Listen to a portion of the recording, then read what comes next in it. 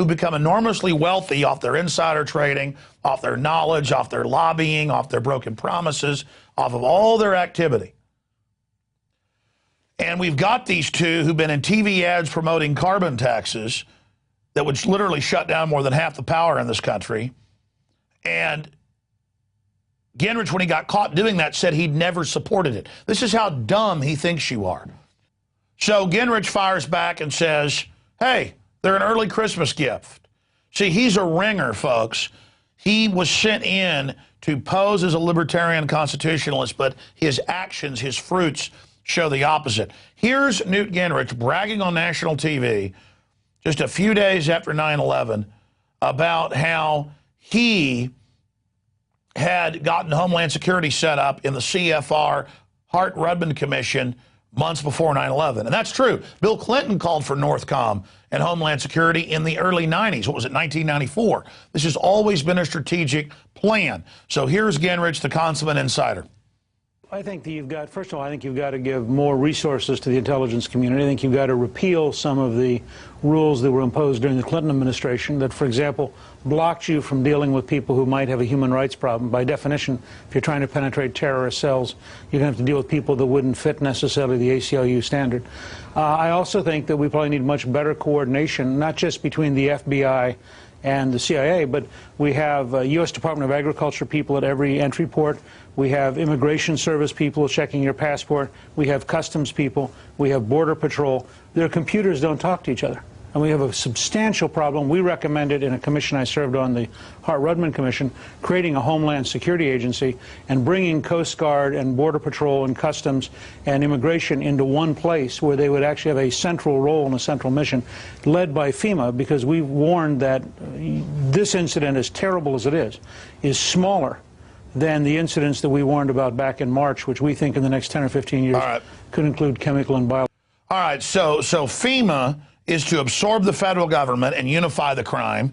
And now we learn under FEMA and Homeland Security, the major 8 agencies he listed are all dealing drugs and laundering money. Confirmed. You got to have centralization to carry out crime, or the public finds out. And we've got Newt Gingrich, again, in this whole act with Nancy Pelosi, like they're fighting with each other. He's meant to go in there, play the part of a ringer for Obama, just like Bob Dole and Bill Clinton. Guaranteed. That's always been his point. He's part of the futurist society. He's called for socialism. He's called for an end of the family. We covered that last week. It is absolutely incredible. Now let's move on to another ringer, and that's Donald Trump. He has dismissed Ron Paul as a joke candidate.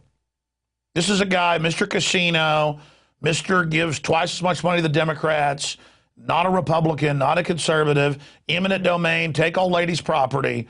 This is a guy who I told you after he, made the whole situation of where Obama was born and the birth certificate looked stupid, would then get his casino deals in Illinois, that Rahm is their man in Chicago. And it's the same deal. I mean, this guy's a joke. Since when is he the person that anoints people? Since when is he the one that runs debates? They are turning it into a total circus to further discredit everything. I mean, you are the joke. He says Trump told NBC's Matt Lauer, Ron Paul's an example that says Iran should have nuclear weapons or can have nuclear weapons. Doesn't even think in terms of Israel. Really, that's not what Ron Paul said. Israel's own former Mossad chief has said it'll be a, quote, catastrophe 2 days ago if Israel attacks Iran. We're going to attack Pakistan that our government under Clinton helped AQ Khan Laboratories develop nukes with. I mean, our government's been taken over by criminals. It doesn't care about our interest. Give me a break. I'm tired of these guys menacing us with terrorists. We have a better chance of dying, from a honeybee sting from, so they can take all our rights and keep us safe. It's a load of bull. All right, we're about to go to break, but first I want to get to another elderly woman says she was exposed at Kennedy Airport, and I'm sure he thinks that's funny. And the First Lady, Lenora Zimmerman, 85 years old, in a wheelchair, taken behind closed doors because she couldn't get up. They get her up. They take her clothes off. And then they came out and denied it last week. And I knew how they would deny it. At first, they didn't say why it wasn't true.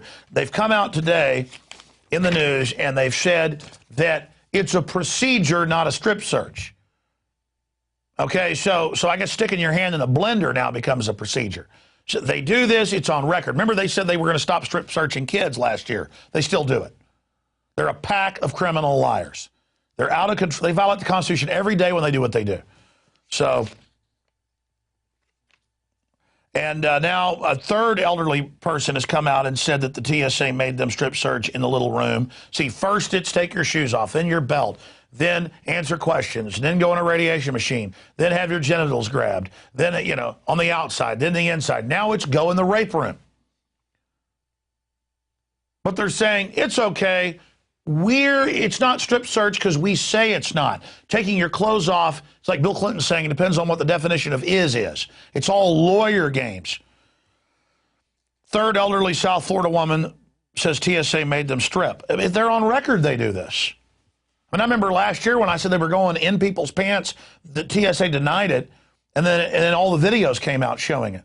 Again, here's their own quote. The TSA says no improper strip searches were conducted. See, first the headline was, we don't do strip searches. Now it's no improper strip searches were done, and the protocol was followed. So, I mean, I guess they could next beat your brains out as long as protocol was followed. It's all this legalese garbage, so you don't realize your rights are being violated. Your 10th Amendment, your 4th Amendment, your dignity, everything else. Now, we're going to go to break with this Ron Paul video. This pro-Ron Paul video titled Imagine China Invades America.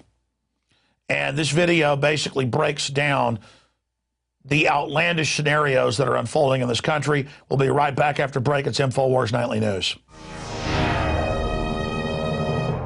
Imagine for a moment that somewhere in the middle of Texas there was a large foreign military base. Say Chinese or Russian.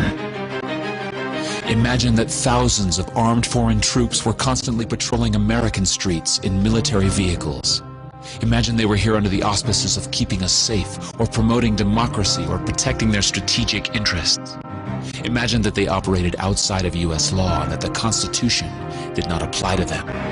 Imagine that every now and then they made mistakes or acted on bad information and accidentally killed or terrorized innocent Americans, including women and children, most of the time with little or no repercussions or consequences.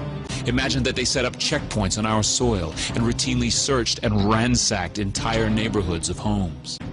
Imagine if Americans were fearful of these foreign troops and overwhelmingly thought America would be better off without their presence. Imagine if some Americans were so angry about them being in Texas that they actually joined together to fight them off in defense of our soil and sovereignty because leadership in government refused or were unable to do so. Imagine that those Americans were labeled terrorists or insurgents for their defensive actions and routinely killed or captured or tortured by the foreign troops on our land.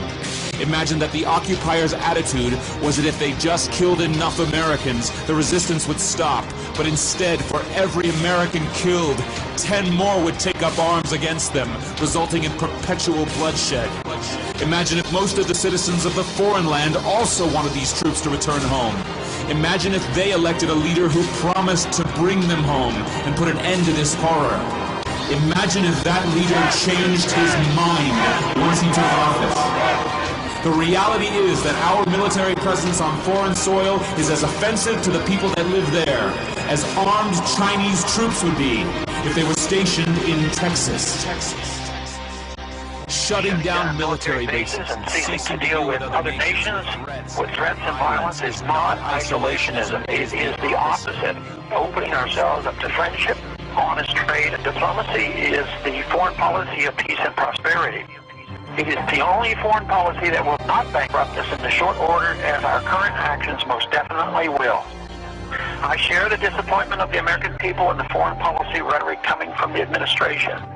The sad thing is, our foreign policy will change eventually, as Rome's did, when all budgetary and monetary tricks to fund it are exhausted.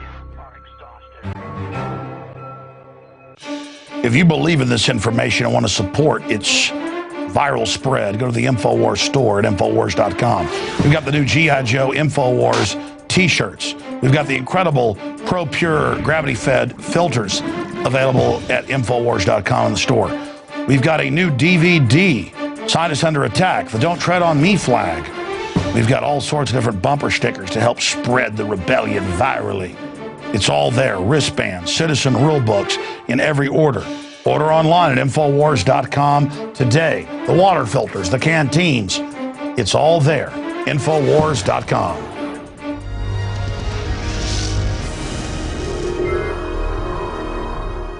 What if Chinese troops invaded America? I can think of another angle. What if foreign banks took over America in 1913 and have now basically completely rendered the country unrecognizable and used us as an engine of evil worldwide? What about that? Because that's what's happened. And we need to recognize that we become basically like the Germans in Germany or the Russians under the communists. We've got to recognize that this evil is done in our name.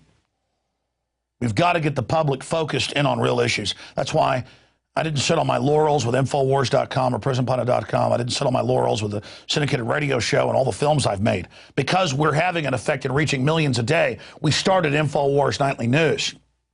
We couldn't have done it without you, the subscribers at InfoWarsNews.com and PrisonPlanet.tv. It is you supporting us and subscribing that allows this to air every night at 7 o'clock Central weeknights and then go out to everybody else on the internet. Millions of people watch it a week. We're developing it for different cable and satellite systems. And we also air parts of it on the syndicated radio show that reaches 3 million people a day. We're doing this because of your support. We couldn't do it without you, and I want to thank all of you that do subscribe. If you're not a subscriber, we're running a special through Christmas. You can get basically close to half a year free. It's 5.3 months free. Or